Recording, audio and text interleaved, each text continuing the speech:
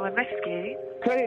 There are 80,999 calls made every day. Hello, what's the problem? It's the police. Can I have a police? They stole my money. Who stole your money? Some are more serious than others.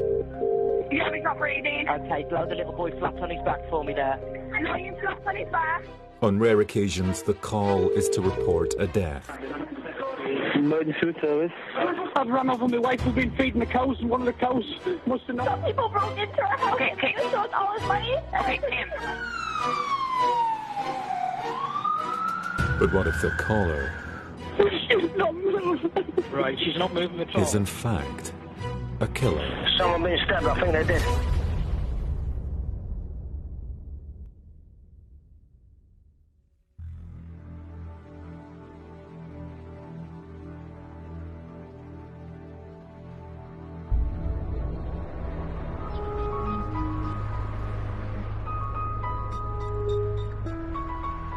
Prescott is a residential suburban area. It's positioned in Knowsley, which is just outside the city centre of Liverpool.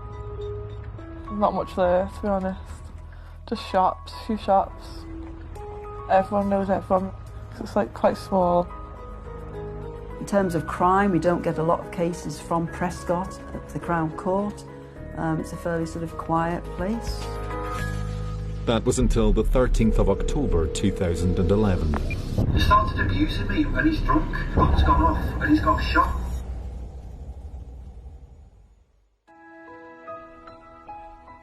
I liked his wittiness, dry sense of humour. It made me laugh. Smile.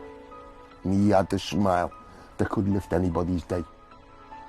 He was a nice guy. He was dead smiley, dead happy. He had time for everybody and anybody, and if he could help you fix something, he would. Christopher Honor was very much a sort of happy-go-lucky guy, lived in the moment, didn't worry about things, just sort of took it as things came along. Just funny. So we just laughed at everything, usually at my expense. Lovely fella. Chris would put his coat down in a puddle for you to walk over it, just so you was okay. Do you get what I mean? He was so liked, it was unbelievable. Christopher Honor was born and bred in Prescott and met his wife Kat when they were both teenagers. I loved going out on his bike with him. But that was his obsession, was bikes. He liked fixing them, riding them. Just anything to do with bikes, really, or cars. Just like stuff like that. Chris was always the kid who you took your motorbike to get fixed. Chris could strip and build a motorbike in a day. Every nut and bolt. Every nut and bolt. And you could drive that motorbike perfect. Do you get what I mean? No matter what motorbike it was. He was really, really good. Really, really talented with his hands. That should have been his forte in life, really. Should have stayed with bikes. Whilst growing up in Prescott, Christopher Honor met Christopher Strettle. They'd grown up together, lived in the same area, and had this same love of motorbikes, and that was a big bond between them. Went down the high street the other day. We just hung out together. Around, it was like fun to come Well, I must admit I didn't really like him at first. Sometimes he was arrogant and cocky, but I don't know whether that's just the way he come across. But once you really knew him, he wasn't sort of like that. He could be quite a nice person. As Honor and Strettle grew up, they remained great friends, with Christopher Strettle acting as best man at Christopher Honor's wedding. Ready? Ready? Smart, yeah? You're laying the law down for me. When the friends were in their early 30s, Christopher Honor had discovered that Christopher Strettle had had an affair with a member of his family. I think you better leave me. Get out! And their friendship ended.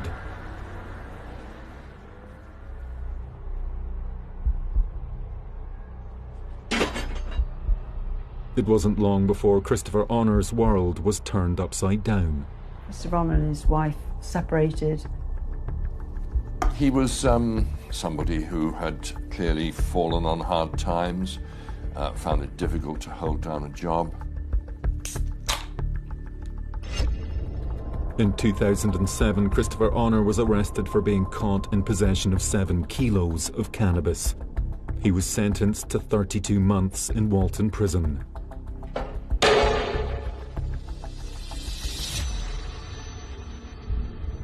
Chris come out of jail harder than he went in. Do you get what I mean? It affects people in different ways. Chris went in there timid, right, and grew up in there. He grew up in there, he come out like a man. He's on the fitness thing every day, he's on a regular diet. Do you get what I mean? Like, he looked good in the jug, no ale. Do you know what I mean? He was making a little bit of hooch every now and again. But you can't have a drink a day like he could out here. Do you know what I mean? Left to his own devices.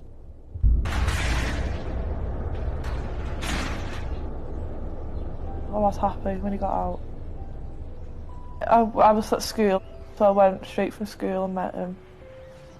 And then we had a bit of a welcome home party. Yeah, he was still the same happy person, but he was like buzzing about it. He was really happy to be free.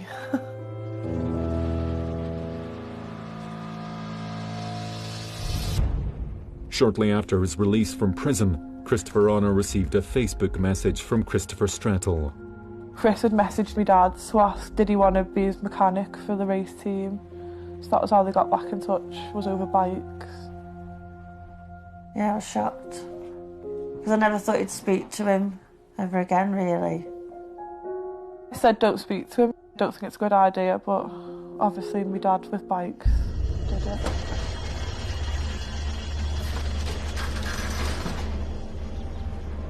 All right. Yeah, I'm right.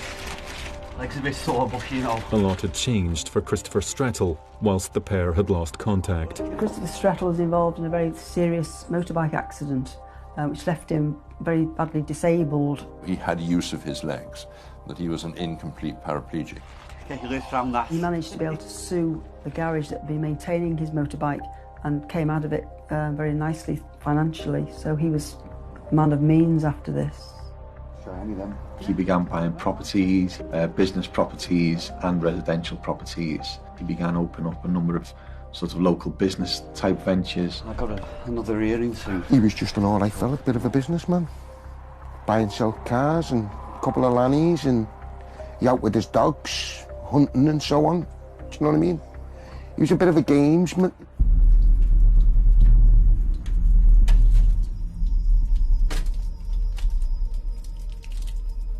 But he was on the morphine, weren't he? On the morphine all the time, constantly. After he'd had the accident. Having given his friend a job as a mechanic, Strettle also let Honor rent the flat above his wife's hairdressing salon. He asked me to move in with him, so I said yeah I would.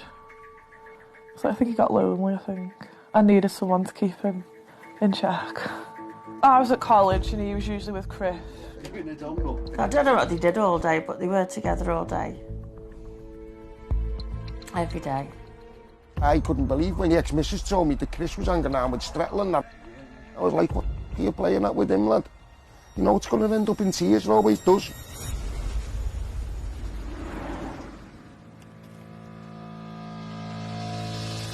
Christopher Honor had inherited £7,000 from the estate of his late aunt, so obviously he was in a happy mood. I'd gone home to see my dad, but then he was having a drink with his mates and I didn't feel well, so I said I'll go and stay at my mum's tonight. And then he was like, no, it's alright, I'll get rid of everyone and we'll just like have a night in. But I said, no, it's alright, you're enjoying yourself, so I went and stayed at my mum's. Take care, yeah. He was at home with a new lady friend, Catherine Taylor. I think she was somebody he'd known previously and had recently started a relationship with.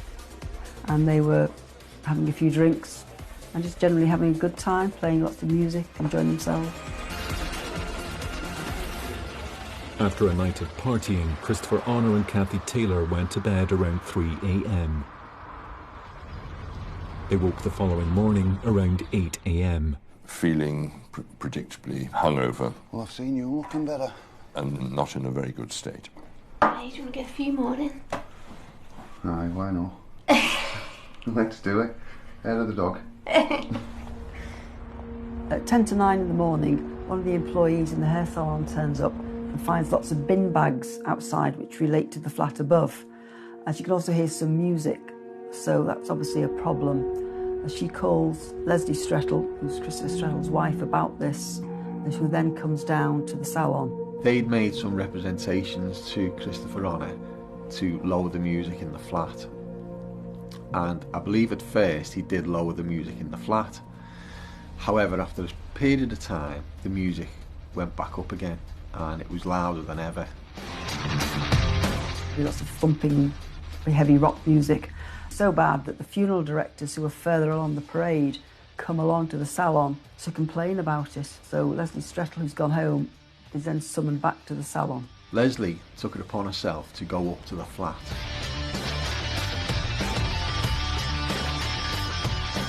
And she obviously saw that it was in a mess and she wasn't happy with the condition of the flat. I told you about this before, Chris. What the hell's been going on in here? She'd actually warned Christopher Honor previously about the upkeep of the flat and noise levels, etc., and how he was behaving. It's not good enough.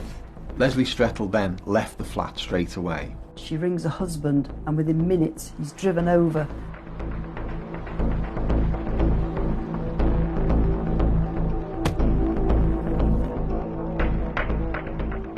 Hey Chris, where are you, mate? I need to talk to you. I've had some complaints about the noise. Christopher Honor was effing and blinding at him, and then suddenly Christopher Honor produced a gun and came down the stairs towards him. I've done everything for you. Hey, what you do? You can't come round here. Calm down, yeah. You can't kick me out of my own house. Calm down, I've done everything for you, mate. Everything. Calm down, yeah.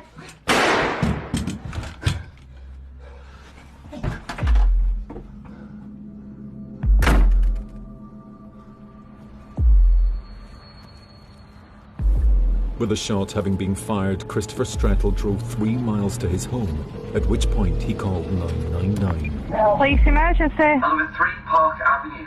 I've got a shop with a lodger above and he's drunk. I've gone to ask him to turn the music down. He started abusing me and pulled a gun on me.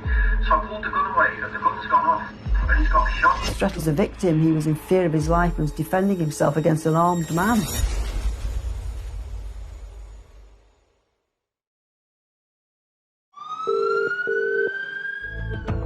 On the 13th of October 2011, Christopher Strettle arrived at the flat he rented out to his friend Christopher Honor after reports that loud music was being played. Christopher Honor was effing and blinding at him, and then suddenly Christopher Honor produced a gun and came down the stairs towards him. After a struggle, the gun accidentally discharged. In a blind panic, Strettle fled the scene, drove home and called 999. Police emergency. He started abusing me and pulled a gun on me. So I pulled the gun away and the gun's gone off and he's got shot. I was frightened. I just got in the car, didn't know what I was doing. It's just a dream. He's just defending himself. He's done nothing wrong. It was a total accident.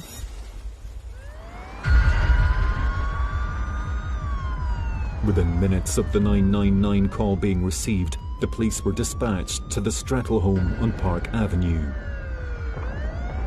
As soon as a firearm was mentioned, armed response officers would have been deployed to the scene. Early indications in the investigation was that it could have been a fatal injury.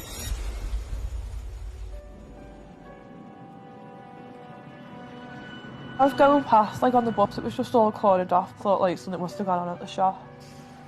And then like as I got further up the road, someone got on the bus. It was like someone's been shot or stabbed. And then I just kind of knew then, like, I don't know, I had a gut feeling that something was wrong.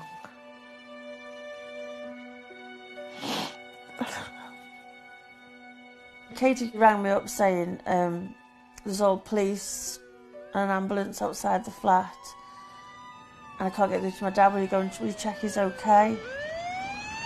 And as I got there and asking the police what had happened and saying my daughter lived there with her dad, and they said, well, she's not in there now. And I said, no, I know she isn't. They said, but her dad, I think her dad is.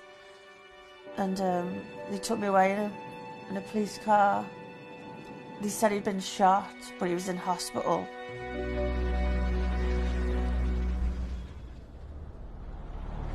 Whilst police tended to the scene, officers were arriving at Christopher Strettle's home on Park Avenue. When police first arrived at his home, Strettle told the police the same thing that he'd said in his 999 call. I went over to visit the flat. He came down the stairs with a gun. Tried to attack me.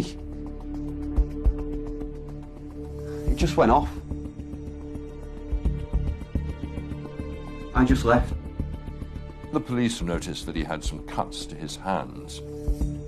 During the initial 999 call, he informed us that he'd had some sort of struggle with his dogs at the time. I got between the dogs. They were scrapping. Got caught with a couple of bites. Had to change my clothes as well.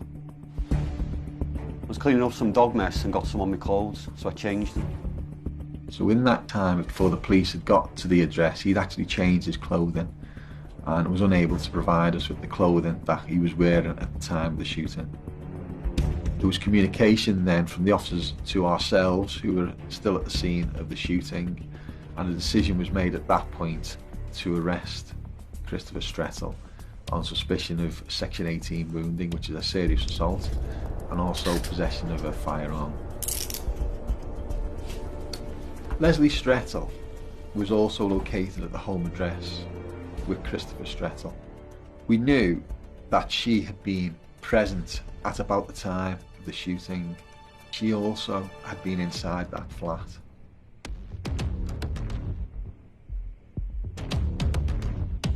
The decision was taken to arrest Leslie Strettle on suspicion of the wounding and also possession of a firearm.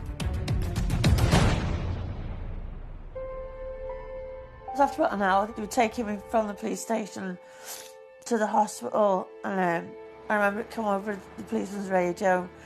He said something to me, and he said, "Oh, take her back in." So he took me back into the police station, and he said I was now deceased.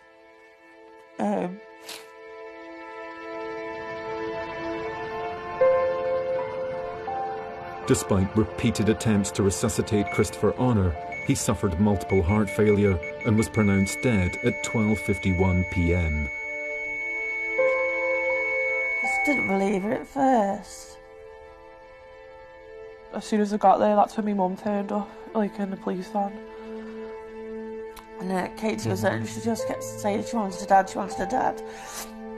She wouldn't move from the spot, so she had to tell me that he was dead.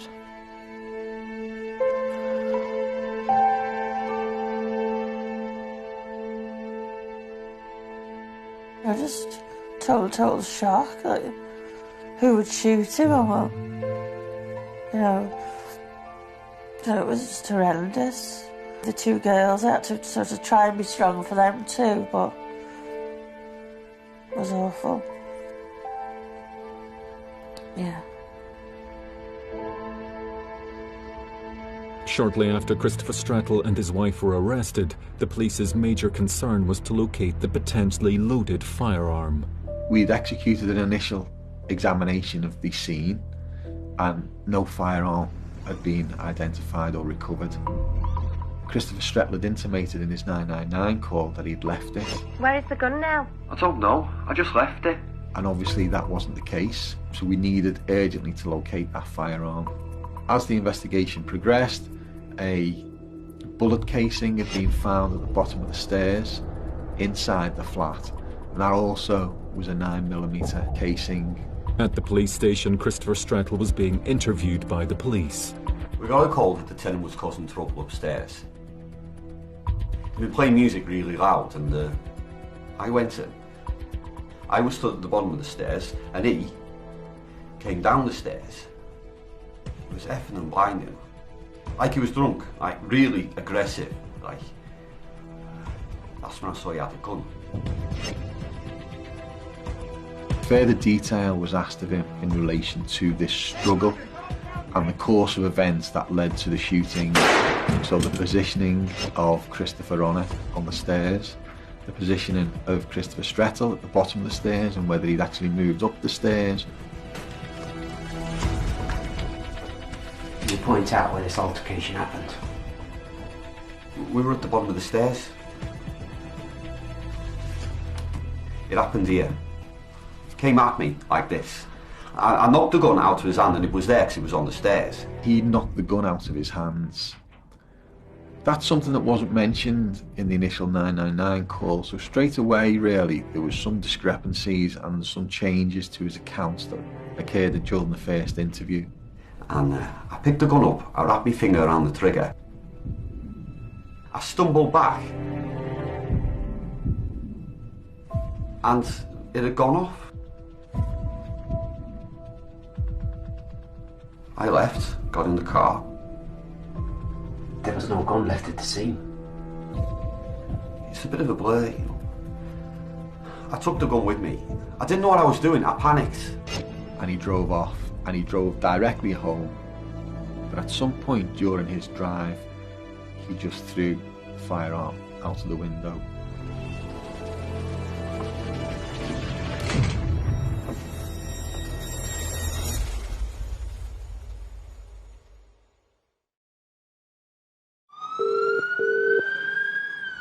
On the 13th of October 2011, Merseyside police responded to a 999 call in Prescott. I've got a shop with a lodger above, and he's drunk. I've gone to ask him to turn the music down. He started abusing me and pulled a gun on me. Investigate story than what Christopher Strettle and his wife Leslie were telling them. I took the gun with me. It's a bit of a blur. I didn't know what I was doing, I panicked. Christopher Strettle was more involved in this incident than he tried to make out in his initial 999 call. We had the potential in the middle of the day in a busy residential area to have a loaded firearm lying at the side of the road. Trained teams were searching along the edges of the pavements and the roads along the route that he'd taken, and we never recovered the firearm. With no sign of the gun, police were convinced Christopher Strettle was withholding the facts of what had actually happened in the flat. During the investigation, Strattle's wife Leslie had also been interviewed. She was present in the hallway whilst Christopher Strettle was at the bottom of the stairs and confirmed her husband's account that there'd been a struggle. I didn't see anything. I just heard a bang. And at that point, she left the premises. But she told us that her husband had made a significant comment. I saw my husband come out. He said, Les, I've shot him. They got into different vehicles and Christopher Strettle drove home. Leslie Strettle said that she followed him, and as she got near to her home address, she seen him at the side of the road, so she pulled up behind him and she went to him, and at that point she says he produced this handgun. I took the gun from my husband. Where's the gun now? I drove to Taylor Park, got out the car and I threw it in the lake. As the interviews progressed, it became clear to me that the initial discrepancies that we identified in the investigation were becoming larger, and there was more doubt in relation to the credibility of the account that Christopher Strettle was giving us. There was extensive searches conducted at the lake. Leslie Strettle was taken to the scene and she pointed out to us where she said she threw that firearm into the lake. The extensive searches never recovered it, and if it was in that lake it would have been recovered. Christopher Strettle's account of the shooting was that he had wrestled the gun of Christopher Honor, which had then accidentally discharged. But the Strettles' conspiracy to conceal the weapon only heightened the police's suspicions. A full forensic and ballistic examination of the scene was undertaken, and what we found was there was some small amounts of blood splatter at the top of the stairs, on the walls. There was also a very small amount of blood on the carpet at the top of the stairs. There was some sort of blood marks which appeared to be coming down the stairs. There was no evidence of blood at the bottom of the stairs. The blood that we had on a forensic analysis was more consistent with Christopher Honor being shot while he stood at the top of the stairs. We uncovered some CCTV of Christopher Strettle's car arriving at the scene, and you could see Christopher Strettle come out of the car and go towards the flat door. You also seen him leaving. We had an officer repeatedly view that CCTV, and on further analysis, his movements when he got out of that vehicle became questionable. You could see a key movement where he appeared to reach into the back of his waistband, which would be typical of someone who's carrying a handgun.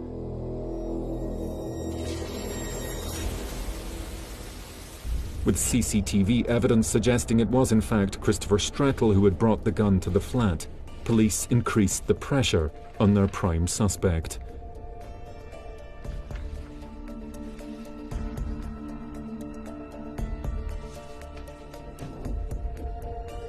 Okay, alright, I did bring the gun. But I was bringing it back. It wasn't mine. It was Chris's. So he was returning this gun to his friend. At the same time, he was going round to deal with him for being a drunken lodger and causing his wife some sort of issues that morning. I got the phone call telling me he'd been causing trouble. I thought, I've had enough of this. I don't want to keep this gun here any longer. It was worrying me sick. I took the gun and I put it in the waistband of my pants. Meanwhile, the police ballistic team at the scene had made a remarkable discovery. The forensics also found that the bullet had gone through the ceiling. They found the hole in the ceiling and that it had gone through and landed in the brickwork of the loft. So the ballistic examination indicated that the bullet had travelled in a straight line up the staircase, through the ceiling into the loft. We had the casing at the bottom of the stairs, and we had the blood splatter analysis, which indicated that the victim had been at the top of the stairs and had moved down the stairs after undergoing some sort of injury. What happened when you got to the flat? I told Chris he had a week to clear out of the flat. I took the gun out to give it him back. I said, "Yeah, you can have this as well." He said, "What have you brought that here for? I don't want it." He went mad. He came down the stairs, effing and blinding. I pulled the hammer back. There was a bad reaction. I was scared. I pulled the trigger. I didn't know it was loaded. I thought it was aimed higher than it was. What we would have expected in the circumstances of an accidental discharge of a firearm would be some sort of gunshot residue or burning effect, potentially on clothing. We didn't have Christopher Strettle's clothing because he'd changed and we were unable to locate his clothing. We did have Christopher Honor's clothing and there was no indication of any gunshot residue or any burning or anything like that that you would potentially expect from a firearms discharge at close range. The bullet trajectory and the lack of gunpowder residue told police a very different version of events. The close proximity struggle described by Christopher Strettle was not in keeping with the evidence. The more accounts that we got from Christopher Strettle, and as the police activity around the investigation unfolded, we were presented with more conflicting evidence. A search was conducted of the Strettle home address and there were a number of items recovered which were of interest to us. In the master bedroom, in the bedside cabinet, they found 2 magazines of live 9mm ammunition which actually matched the shell casing found at the scene. This led to further inconsistencies. He told us now that he was returning the gun to Christopher Honor and he didn't know that the gun was loaded. So if he was returning it, for whatever reason, why would he not also return the bullets, the magazines, any other component parts of any firearms, if, as he made out, it didn't belong to him, it belonged to Christopher Honor.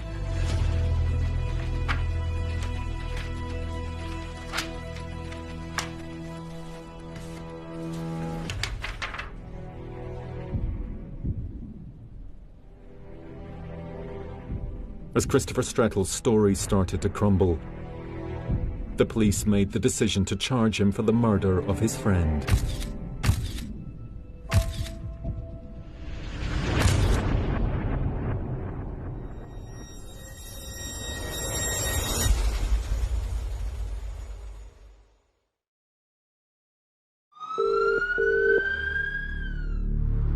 On the 13th of October 2011, a 999 call was received by Merseyside Police.